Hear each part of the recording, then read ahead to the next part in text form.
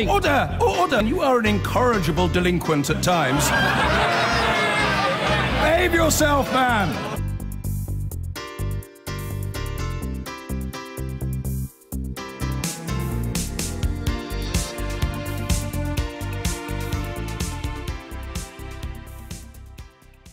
Now, the latest figures show that economic growth in this country has picked up a bit in recent months. It's good news for the Chancellor as he prepares for his budget, which is on November the 22nd, live here on BBC Two.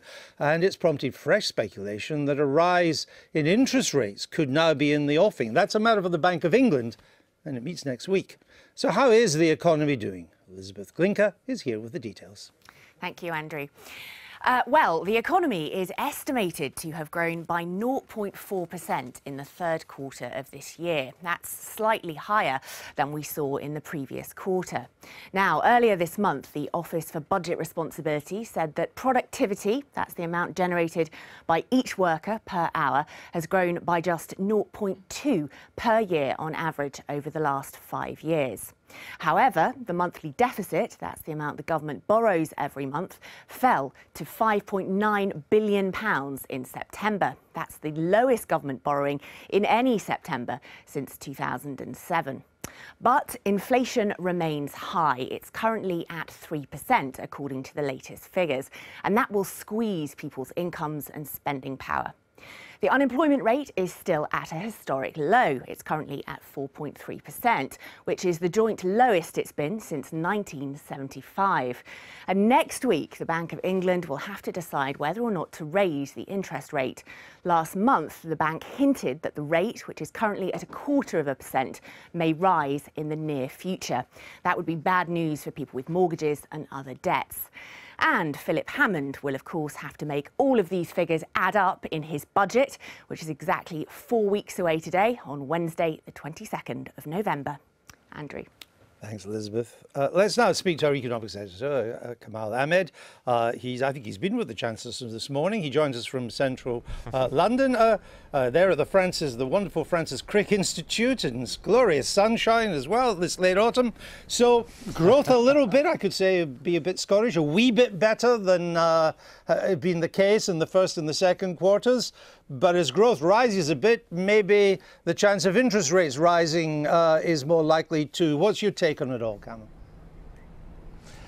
Well, I think, as you say, it's a bit sunnier here today, and I've just been with the Chancellor at the Francis Crick Institute, where he's announced a bit more money for science research, £17 million. And he's certainly, OK, they won't be hanging the bunting out at the Treasury, but certainly I was with Mr. Hammond and he felt in slightly better mood about the economic news. So it's not euphoria, but as he would describe it, it's resilient, the economy at the moment. And that's around services. We are still buying stuff. The consumer is still feeling pretty confident despite that income squeeze that you've just been talking about. And also manufacturing, of course, sterling's decline in value has meant that our exports, for example, abroad are more competitive, and that seems to be reflected in the manufacturing figures. Still those big problems over productivity. I've just spoken to the Chancellor. He's obviously under pressure from some cabinet ministers, Sajid Javid, for example, on housing, saying we should maybe borrow more. Pretty cool note on that to me, Andrew, from the Chancellor. I think he's still trying to reveal that he's a true fiscal conservative, as he would describe himself. He wants to get that budget into balance by the middle of the next decade. He didn't seem to signal to me that he wanted to open the taps, despite the claims from education, from health, from housing, that more money needs to be spent. So he says he still wants to go steady as we go. He said Brexit uncertainty was still there, but certainly today a sense of slightly better news on the British economy, and frankly that notion of resilience. There is still momentum in the way we are performing. All right, Kamal, thanks for joining us there from the Francis Crick Institute in central London.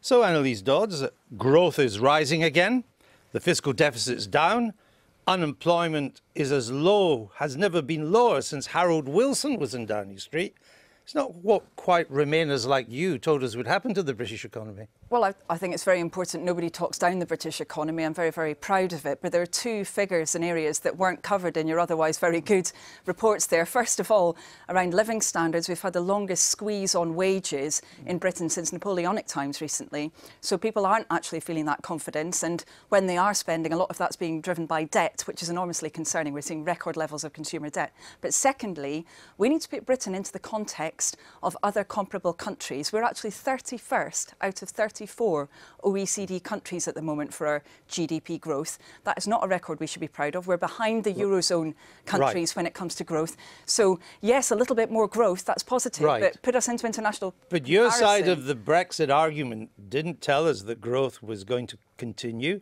didn't tell us the deficit would continue to come down, and rather than unemployment continue to fall, you told us that unemployment would soar. So on all these accounts, you were wrong.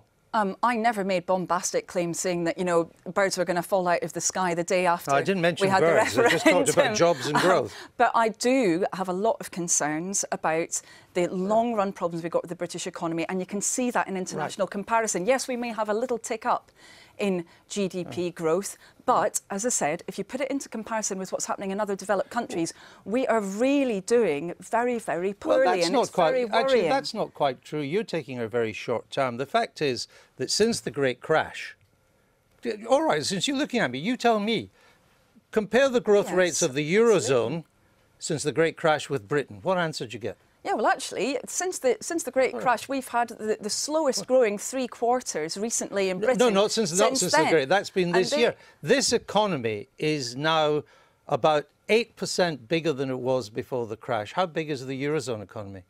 Oh, in overall terms, it may, because some of those countries fell faster than we did. Of course, Greece, etc., so had enormous problems. But currently, how big is it? Levels, I can't tell you off the top of my head. I'd be lying to say that I still can. Smaller. It hasn't yet got back, whereas Britain and America have. But the big difference that they've had in the Eurozone is that actually as their growth has kicked in, people's incomes have been going up, and that has not happened in Britain. Well, we're unique, pretty much. People's incomes in the Eurozone were not going up in 2011, 12, 13. Let me come to Margaret James. Have been, with respect. You were also on the Remain side. Your side told us growth would collapse, the deficit would rise, joblessness in the short term would soar. You were wrong as well, weren't you? Well, certainly those Treasury forecasts were wrong, yes. I certainly didn't use any of those Treasury forecasts in anything that I campaigned on or wrote about during that. Everybody seems to be washing their hands. It was just George Osborne, I appreciate that, but I appreciate that it sounds like I'm trying to disown it. But all I can say is, Andrew, I would never have gone with those rather extreme projections. Did you say that to Mr. Osborne at the time, that his projections you didn't believe? I certainly said it to everybody involved in the campaign that I knew at the time, yes. You didn't cast doubt on them in public, did you? I never used them because I thought they weren't the real problem. The real worries for me were much longer term, and it was really around foreign direct investment, which accounts for approximately 50% of our economy is inspired by foreign direct investment in the British economy, and that FDI doesn't account for 50% of our GDP. In terms of the number of companies that foreign investors invest in and drive, it is a huge proportion, and I think it is almost 50%. So have you seen signs of that falling? I think there are concerns, and I think that we need to be alive to those concerns. Is FDI falling? FDI is not falling yet. But there are. You're the business minister. There are threats on the horizon. We have managed. I think, if I could just finish, we've managed to allay a lot of the concerns in the short term about foreign direct investment in industries like the auto industry. The key word was yet. In your answer. Exactly. We've got so you still fear it could fall? Well, I mean, we've got to be alive to this. This is why it's so important that we secure a good deal on our exit from the European Union, and that we give investors, both British investors and foreign investors, confidence that we can continue to trade effectively and easily with the single market. The British economy has slowed this year, even with the latest figures for Q3, which show a bit of a rise again. Do you put that down to Brexit? Well, the British economy is the last quarter is slightly better than people forecasted. Yeah. And the the overall it's slowed annualised in the growth first 9 months. is about 1.7%. And I think probably less. Well, that was the figure I was given this morning. I think that's a respectable level of growth, considering the adjustment we're making and obviously the uncertainty that Brexit has aroused. I think we've got to take that on board. And despite that, the economy is growing. We've got record employment and the other things that Kamal Ahmed outlined in his film. Of the major economies, who's growing more slowly than us this year? Of the G7, we'll have to wait until the year end. Not just that, course. make it wider than that, make it the G20. There's no doubt that our growth has slowed relative to our neighbours, but don't forget that it was fast above our neighbours prior to the beginning of this year. But who's growing more slowly than us now? Within the G7, I think that as I say, we'll have to wait until the year end. We will be one of the slower growing economies of the G7. Among the OECD, the countries that the OECD follows, only Portugal and Turkey are growing more slowly. I knew you always have the answer to the questions you pose, Andrew, but let's wait until the year end. Very well. Not long to go, actually. How many shopping days to Christmas? Let's not go there. The economy had higher than expected growth in the 3 months to September, raising the prospect of a rise in interest rates next month. An initial assessment by the Office for National Statistics suggests the level of GDP, or the total amount of goods and services produced in the UK, rose by 0.4%, with strong performances in the services and manufacturing sectors. However, construction is continuing to perform poorly. Here's our economics editor, Kamal Ahmed. Not exactly firing on all cylinders, but today better news on the economy that will have cheered the Chancellor. He visited the Francis Crick Research Centre in London, just the kind of high-skilled innovation he would like to encourage.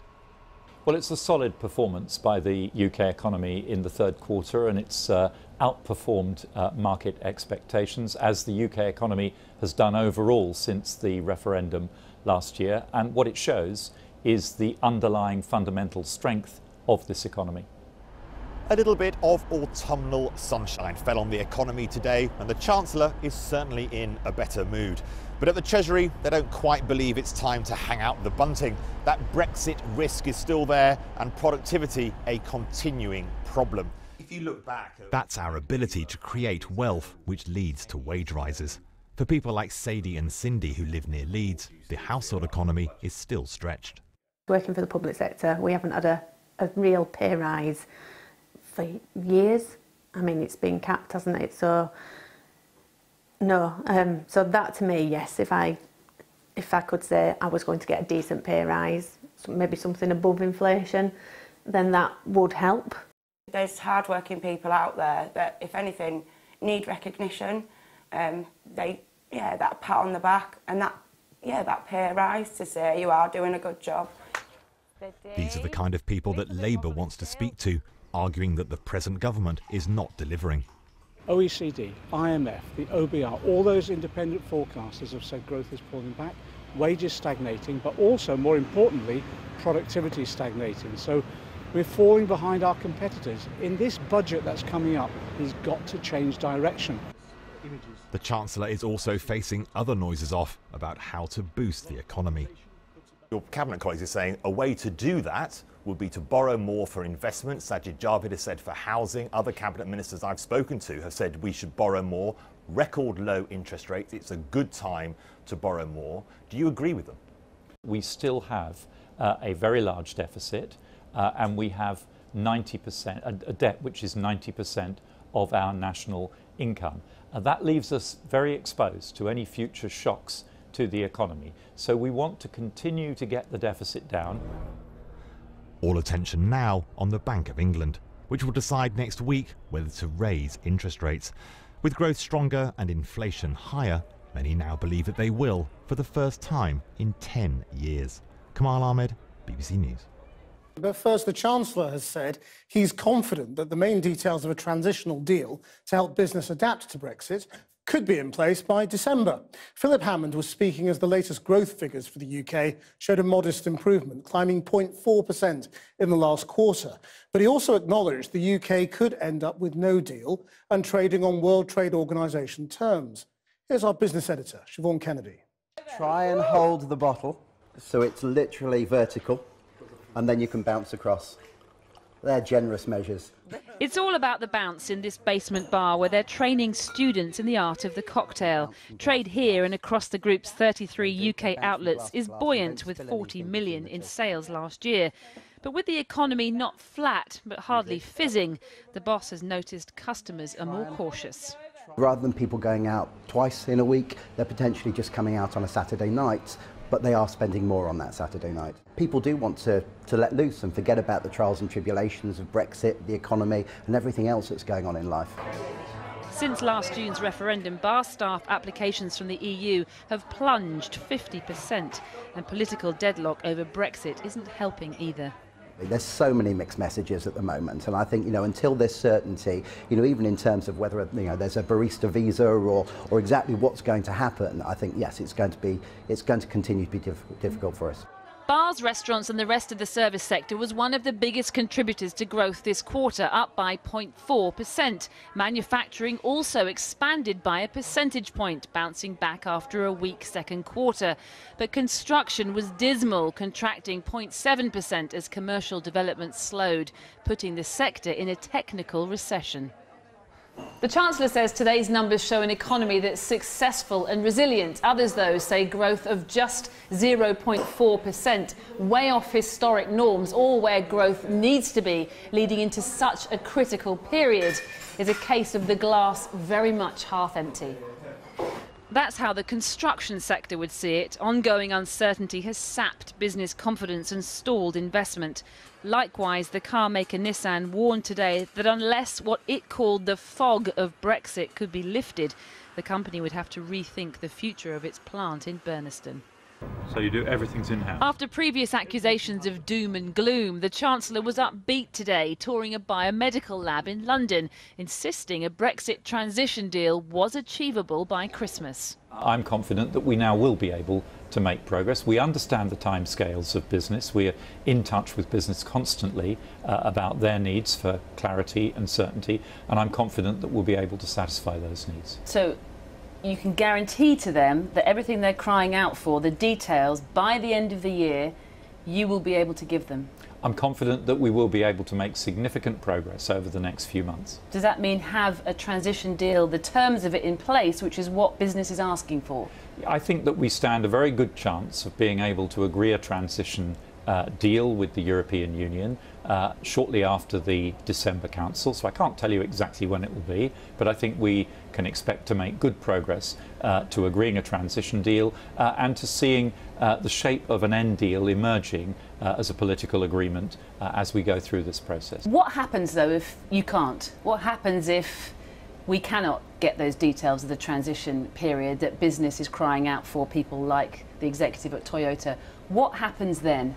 As a prudent government, we are also planning for a range of outcomes which are not the outcome that we're seeking, but we will be ready for a range of outcomes, including a no-deal outcome. Well, what will you say to business? They are telling you that if they don't get that detail, they'll pull their investment. We'll work with all sectors of business and industry to give them the reassurance they need and to work with them to make the transition to the new situation that Britain will face, whatever outcome we get, whether it's a comprehensive trade and investment deal with the European Union or whether it's an agreement to trade on WTO terms. Whatever the argument about today's GDP figures, there's no denying the economy is growing, and that makes it much more likely the Bank of England will raise interest rates when it meets next week, despite the risk that could slow consumer spending and stifle what meagre growth we do have. For now, though, Britain's bar bills are still helping to prop up the economy. But if rates rise and we end up spending more on our mortgages than our mojitos, then the economic hangover could get ugly. Now, believe it or not, it is 10 years since the Bank of England last put up interest rates. Since then, it has all been downhill, so to speak. But the latest health check on the economy, the GDP figures, suggest things are ticking over slightly better than expected, making an interest rate rise a week tomorrow that bit more likely. Between July and September, economic growth was 0.4%. The predictions had been for 0.3%, not seismic, admittedly, but positive news all the same, ahead of the budget 4 weeks today. The last time interest rates went up, it was July 2007. Oasis was still on talking terms. Gordon Brown had just become Prime Minister and the iPhone was a novelty. Gareth Bramley and his partner, like millions of other borrowers, have seen the benefit of low rates. Actually, we are paying less for our mortgage than when we moved in because we've only had this short period. But now the economic signals suggest we're just a week away from the first rate rise for a decade. If the rates go up, then it will have an impact because we'll have to obviously think about how much we're paying out each month, and we're going to have to take that into account in relation to all of our outgoings. On the money markets, the chances of a rate hike rose to almost 90%. Traders reacted to today's 0.4% rise in growth, a little better than expected, seen as just enough for the economy to cope with a much rumoured rise needed to combat inflation. This time next week, the Bank of England's Monetary Policy Committee will be making its decision on rates. If it does decide to go for a rise, however limited, then it will mark the end of an economic era, the end of a boom time for borrowers. Since the last time interest rates rose, GDP has gone through a period of stagnation. After the economic crisis in 2007, growth slumped. But 4 years ago, it started to pick up fairly consistently until the EU referendum last year led to weaker rises. And speaking to the Chancellor today, he accepted Brexit uncertainty is still affecting growth.